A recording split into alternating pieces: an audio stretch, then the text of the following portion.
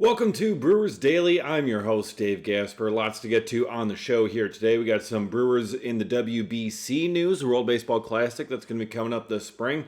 Also, some of the first non-roster invites among prospects for this upcoming spring training. That's coming up as well. But there was some big news in the NL Central over the weekend as the Chicago Cubs, in trying to catch up to the Milwaukee Brewers, they end up landing one of the big fish on the free agent market. Alex Bregman signs a 5-year, $175 million contract to join the Northsiders. And, this is, quite the move for Chicago. And, of course, it happened during the Packers-Bears game, right as the game was turning from the Packers being up a bunch to the Bears taking the lead and ultimately winning. That was a horrible day. That was a very horrible stretch for Chicago sports over Wisconsin sports in those few minutes. I will say that was a tough one. But still, Alex Bregman to Chicago. How much does this change things in the NL Central?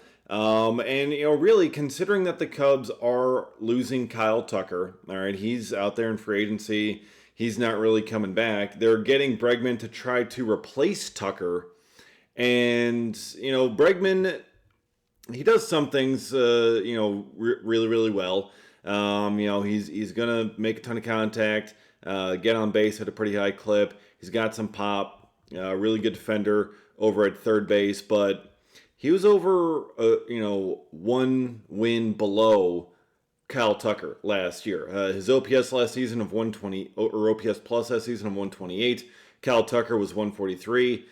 Tucker had 22 home runs. Bregman had 18. Tucker had 25 stolen bases. Alex Bregman had 1. Tucker had 91 runs scored. Alex Bregman 64.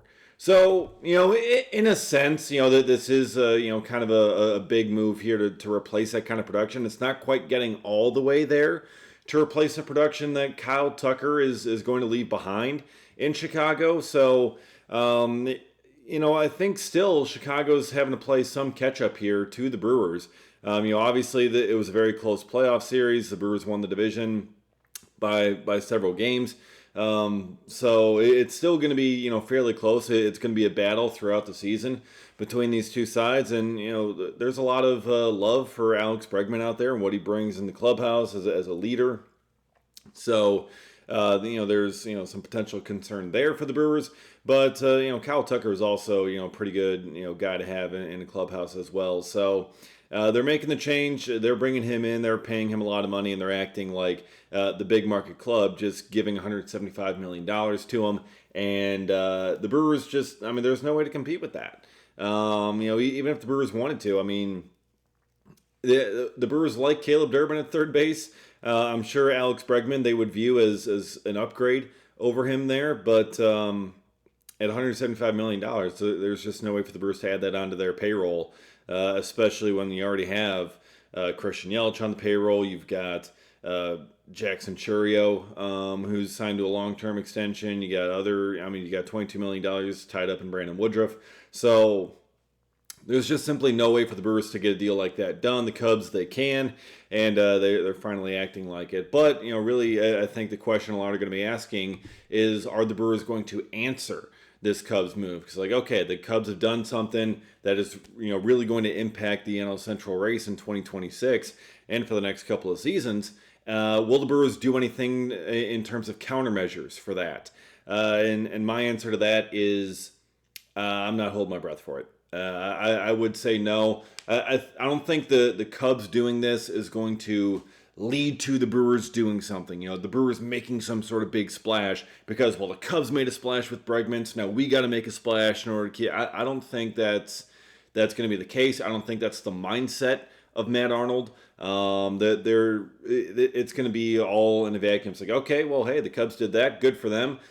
We still got to do our thing over here in Milwaukee. We got to, approach our trade conversations, free agent conversations, the exact same way. It's not going to change anything. Matt Arnold can't just, respond to everything that another team does and just try and counter with something similar because it's just going to not work out in the long run. So you got to be smart. You got to be diligent.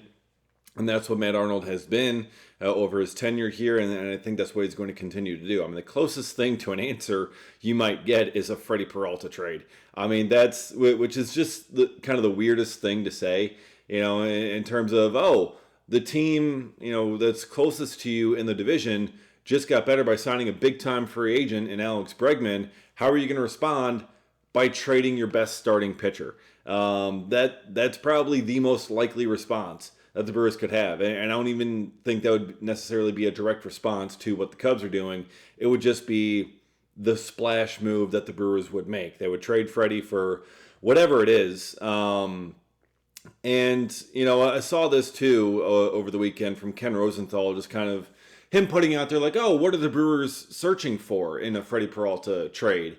And he said the exact same thing I've been telling you for weeks here on Brewers Daily, that they're going to be looking for a young, major league ready replacement in that starting rotation.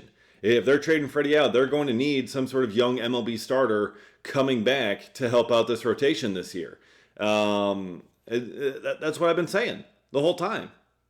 And now Ken Rosenthal's, putting out there, it's like, oh yeah, that's what they're looking for in a Freddie Peralta trade. And some teams aren't willing to meet that for 1 year of control for Peralta, which, hey, fine for them.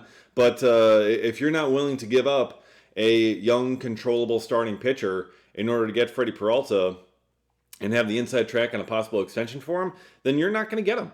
Sorry. There is no way the Brewers can make that move. They cannot make that trade unless they get something like that in return, plus more. When he talked about that they were looking for in excess of what they got for Corbin Burns got them a ready-made MLB starter. I know DL Hall hasn't been a starter for the Brewers. He's had some injuries that he's dealt with and things like that, but he is a pitcher who is capable of starting. We'll see if he ends up earning a spot this year, but still, that's what they're going to be looking for. So will the Brewers answer? Maybe.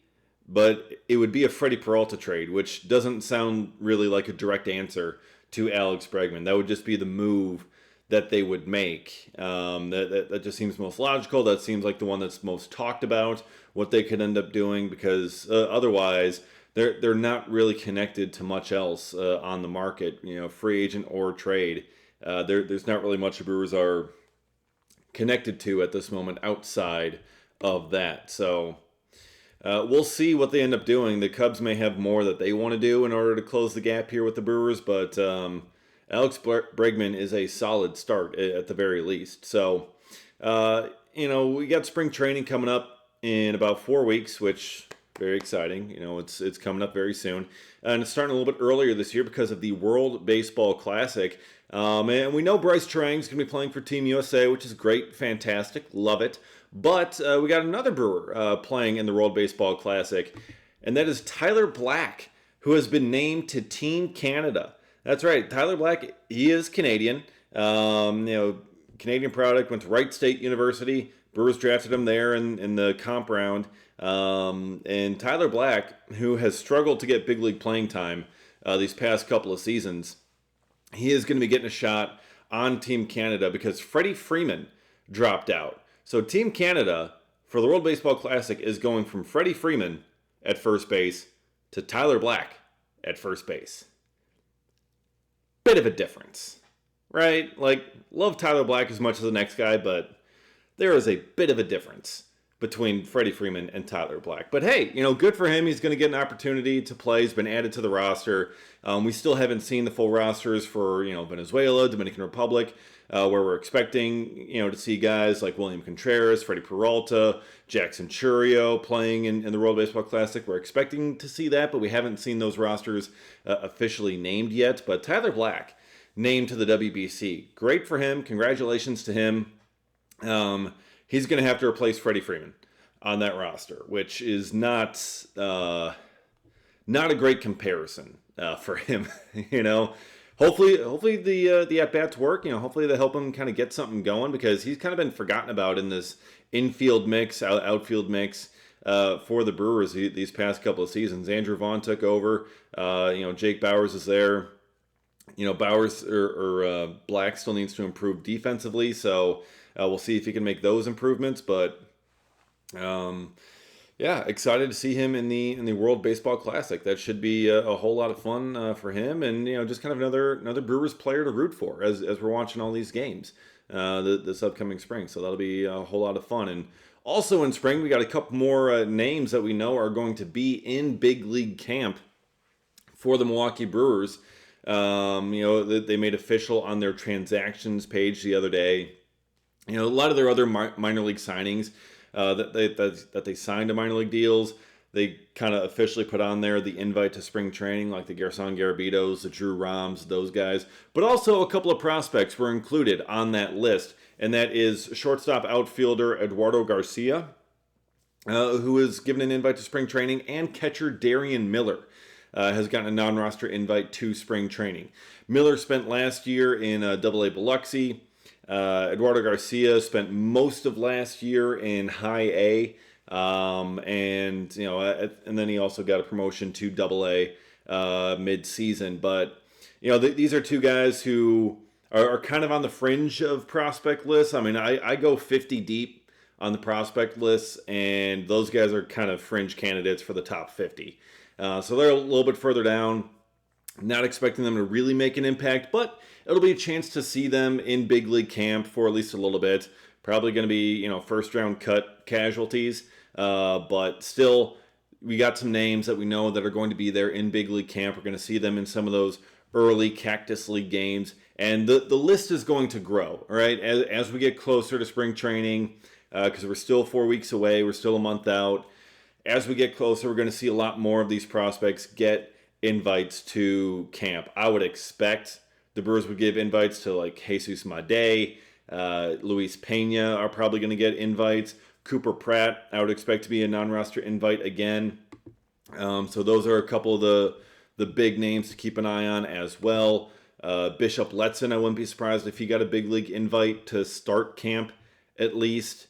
Matthew Wood as another catcher to have. Luke Adams, I could see getting an invite. Brock Wilken, Mike Bovee, Blake Burke. I could see, some of those college hitters that they've drafted early the last couple of years. I could see them getting some invites to big league camp. Wouldn't be surprised to see even like a Josh Adamszewski get an invite. Even though he's going to get cut, fairly quickly. Wouldn't be surprised to see that. Luis Lara, I could see absolutely getting a non-roster invite to camp. So they're going to invite some of these top prospects. They're going to pull them over to big league camp for at least a little bit, and then they'll send them back down as they go throughout the spring. But they'll have some bodies early on there when the big time position players aren't really playing that much. You're going to get a lot of those A-ball, Double-A guys playing in those Cactus League games. So we got the first couple that we know, Eduardo Garcia and Darian Miller. There's going to be more coming. There's going to be a lot more coming of Brewers Daily, as well as we are with you every single day. Be sure to subscribe and get notified every single time a new episode drops here on Brewers Daily, and follow me on Twitter as well at dgasper24, and we'll continue to talk Brewers as certainly now that Packers season is done, we are looking forward to Brewers season, and it is just a couple weeks away from pitchers and catchers reporting. So that's coming up. Be sure to be with us for all of that, for the coverage here throughout the rest of the offseason and as spring training gets going. So subscribe to Brewers Daily. Follow me on Twitter at dgasper24, and we will see you again next time for another episode of Brewers Daily.